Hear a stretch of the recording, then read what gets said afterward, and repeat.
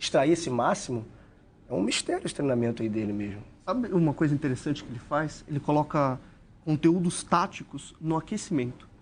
O aquecimento do Flamengo, isso é uma coisa pública. É só ir lá no YouTube e ver os treinos da Flá TV. Os aquecimentos do Flamengo são direcionados para a forma como o Flamengo joga. A defesa aquece fazendo tiros, que é o que a defesa faz durante os jogos, dando tiros, porque ela avança conforme, né, fazendo a teia de aranha, ela avança conforme está a bola. Futebol americano é assim. Futebol americano é assim. Treinamento de todas as posições, do time especial, do ataque e defesa, eles aquecem baseado no que vai ser executado em campo. A defesa faz movimentos específicos, o ataque também. Interessante isso. Com todas essas novidades que vocês estão levantando aqui, cabe a pergunta do Dalton Neiva. 2020 vai ser um desafio para os técnicos brasileiros? Com certeza. Eles vão ter que dar uma resposta a todas as novidades que o Jorge Jesus, e acho que a gente pode botar o Sampaoli na conta também, né? Com certeza. Os dois trouxeram ao futebol brasileiro? Com certeza. Eu acredito que o próprio mercado vai regular. Agora nós temos o Luxemburgo. O Luxemburgo é um grande técnico. Sem dúvida. Não é o técnico da escola do Jorge Jesus, mas é um grande técnico. O próprio mercado vai dizer se o trabalho dele vai responder esse desafio ou não. Mas o futebol também é bem democrático. Um técnico como o Luiz Felipe Scolari pode chegar num clube ano passado e fazer um time ser campeão e jogar, pontuar mais do que um time como o Flamengo ou como o Santos. O futebol, ele é legal por ser democrático. Se ele tivesse uma receita, talvez ele não seria tão popular. Mas acredito que a resposta precisa ser dada e é importante a CBF pensar o curso de treinadores. Os técnicos passaram a semana fazendo o curso. Rolando lá, né? Acabou já, né? Acabou já. Acabou nesse fim de semana aí. Alcatraz foi... Portões de Alcatraz se abriram. Não é Alcatraz, é importante. A resposta tem que estar lá. Porque é lá que os técnicos tiram conhecimento para colocar no dia a dia. O Renato Portaluppi que deu esse apelido, né? Ao curso dos treinadores da CBF na Granja Comari. O Jorge Jesus deu uma longa entrevista ao Eric Faria. Acho que ele ainda não tinha falado assim tão detalhadamente com a imprensa brasileira. Ele sempre deu entrevistas coletivas, né? Posso estar enganado, me parece que a primeira exclusiva, se não é, pelo menos é a primeira vez que ele fala assim tão longamente, né? Então nós selecionamos alguns trechos. O primeiro deles sobre o aprendizado com um dos grandes do futebol mundial, Johan Cruyff. O holandês Johan Cruyff, que quando era técnico do Barcelona, deu um conselho nunca mais esquecido. Disse-me assim: Jesus, é mais importante ganhares 5-4 que ganhares 1-0. Eu disse: porquê? Porque tu tens de te lembrar dos torcedores que estão aqui. Tu tens que ganhar e tens que dar espetáculo. O senhor carregou isso para sempre. Ganhar só não chega. Interessante. Eu até guardei aqui, ó. Eu outro dia lendo um artigo, acho que era do Rory Smith, no New York Times. Ele citou um técnico italiano, que pelo visto era um técnico obscuro, mas aí o Léo vai saber quem é. E eu guardei a cola para não perder, porque eu estou com esse problema agora.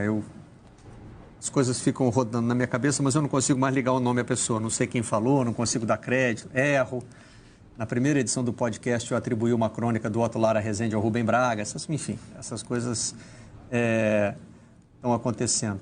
Mas é um técnico italiano que dizia que o resultado perfeito... Eu vou achar o nome dele aqui, eu já te passo o conteúdo. Que o resultado perfeito de um jogo de futebol é 0-0. Porque significa que um time conseguiu anular tudo que o outro era capaz de apresentar. E o outro time também conseguiu anular. Os dois times conseguiram anular as qualidades do outro. Quem fala algo parecido é o Cilinho, o saudoso Cilinho. Ele fala que não existe jogo perfeito porque 1-0 não é um jogo perfeito. Alguém errou e alguém fez o gol. O futebol é um jogo de erros. É algo semelhante com o pensamento desse técnico italiano. Vou achar o nome dele. Obscuro. Mas o Cruyff e o Jesus derrubam isso. E as derrotas, eu estava pensando nisso quando a gente passou ali os números do Jorge Jesus, as derrotas dele foram emblemáticas, né? 2-0, 3-0, 4-0. Sim, como as derrotas do Sampaoli também foram emblemáticas, né? Sampaoli tomou algumas 3-0 do Grêmio, 4-0 do Palmeiras, 5-1 no Ituano. Forma de jogar. Dois técnicos influenciados pelo Exatamente. Você sabe que é aquele conceito, você você se permite, entre aspas, levar gols, você garante que vai fazer mais. Você garante que eu vou tomar 2, vou fazer 3, vou fazer 4. E o Flamengo e o Sampaoli e o Jesus, né, e o Santos, logicamente, tem essa proposta de não se preocupar tanto em ficar naquele ferrolho que vinha sendo a tônica do futebol brasileiro, e a tônica é uma das críticas que se faz, que se tem feito. E eu acho que esse também, como dissemos antes, de legado de Jesus, pode ser um legado não dele enquanto Jesus só, mas o futebol que ele volta a apresentar num país que sempre foi conhecido por isso, né? Então, eu acho que, eu falei da última vez que eu estive aqui, eu falei isso, e aí eu nunca tinha vivido essa experiência. O Twitter ficou empolvorosa, que eu falei que Acostume-se. que o Jesus, ele passa... Aqui é tudo muito transitório, é tudo muito efêmero. O que é de hoje, amanhã já não é mais. O que é modelo amanhã, depois de amanhã não é mais.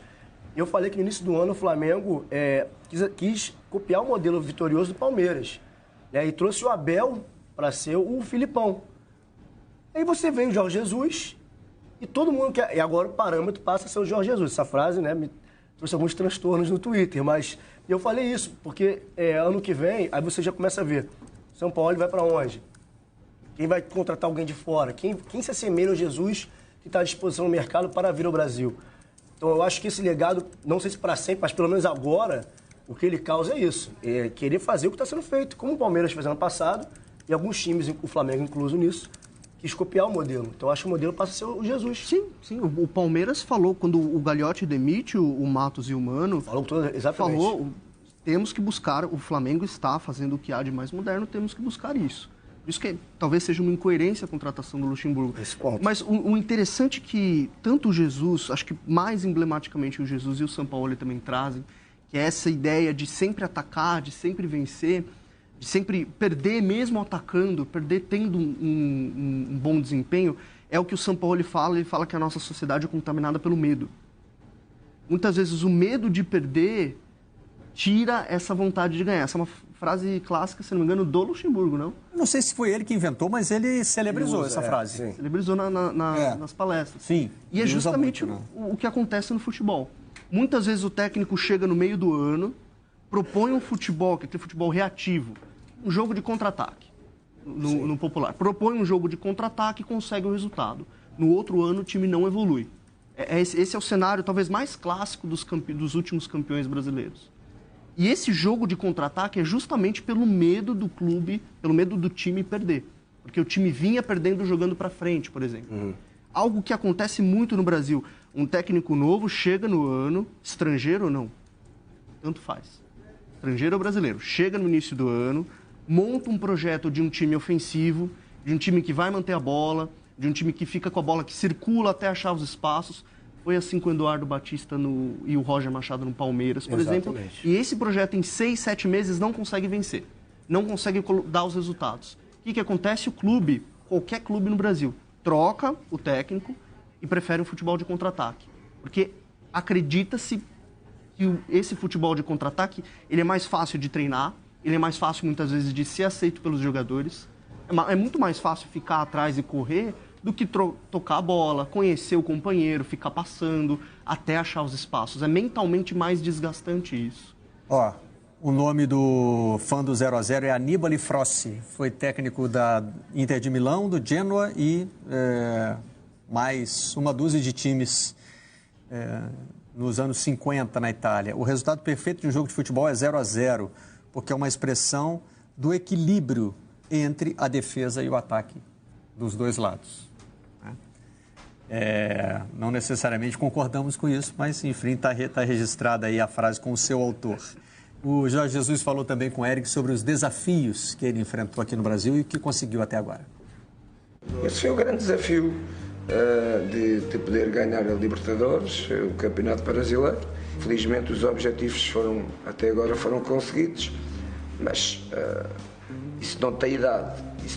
Isso tem ambição. Não vou acabar a minha carreira no Brasil como treinador, isso tenho a certeza absoluta. Quantos mais anos podem ser também não sei, mas que vou ser mais treinador, isso não tenho dúvida nenhuma que vou ser mais treinador. Vou ser mais treinador, expressão interessante, né?